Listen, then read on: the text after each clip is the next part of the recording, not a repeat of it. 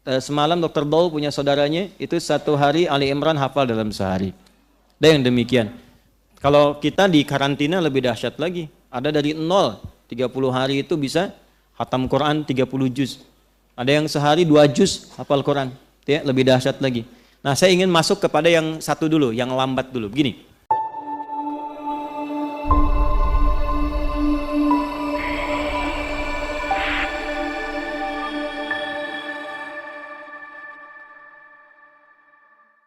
Kalau Anda ingin cepat menghafal Quran, saya berikan satu. Jadi setiap pertemuan satu ya, gitu ya.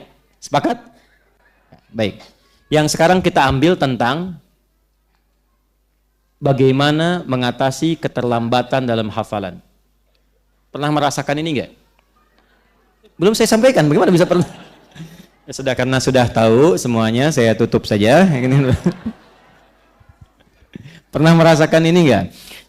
Ya, waktu menghafal orang lain cepat, ini kok saya satu ayat lama gitu, ya kan? Padahal udah diulang-ulang gitu kan?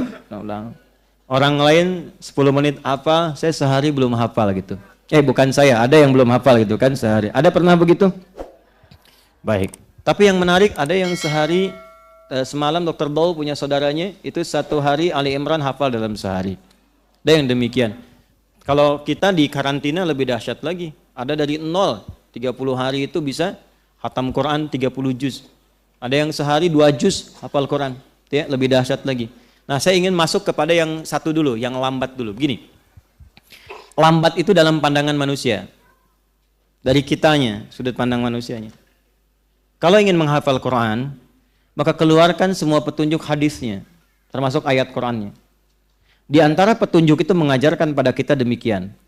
Kalau ada orang yang berusaha menghafal dan mengulang-ulang, tapi merasa kemudian belum cepat hafal, maka biasanya Allah ingin memberikan hadiah 2 hal kepada dirinya yang belum tentu diberikan kepada orang yang merasa cepat menghafalkan Qur'annya. Apa 2 hadiah itu? 1, ingin menambahkan pahala kepadanya yang menghapus dosa-dosa yang pernah ia kerjakan sebelumnya, sebelum Allah mudah menanamkan Quran pada jiwanya. Kadang begini, ada orang yang selama ini sibuk terus pengen menghafal, ya kan? Allah nggak bikin cepat langsung hafal tuh, tapi dibuat dulu berkali-kali, berhari-hari. Nah, itu jadikan cara melihatnya begini, kamu kemana aja selama ini, ya kan? Boleh jadi ada kesalahan-kesalahan yang pernah dikerjakan, kekurangan-kekurangan yang pernah dilakukan. Nah, masih ingat bukankah 1 hurufnya 10 kebaikan?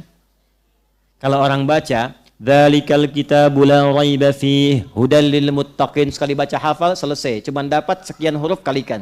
Tapi bagi Anda yang mengulang dzalikal kitabu, dzalikal kitabu, dzalikal kitabu, berapa banyak pahalanya?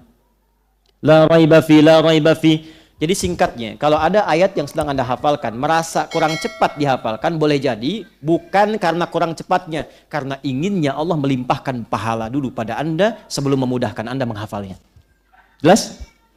Karena itu saya sarankan, sebelum menghafal Quran, niatkan pula ibadah ini di antara pahalanya untuk mengalir kepada orang tua kita.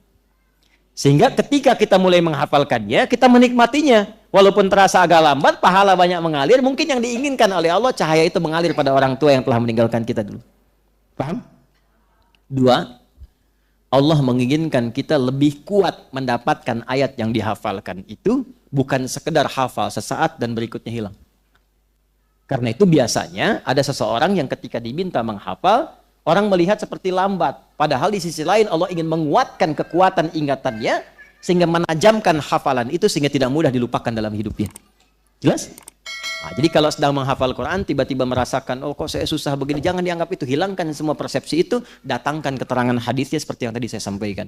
1, rasakan Allah ingin melipat gandakan pahala dulu sebelum memudahkan menghafalkannya. Dan yang kedua, Allah ingin menajamkan kekuatan ingatan di ayat yang sedang kita hafalkan itu sebelum memudahkan yang lainnya.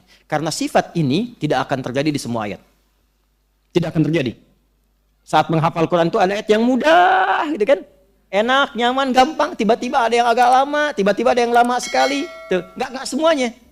Dan yang paling dahsyat, ada yang awalnya susah, kesananya gampang.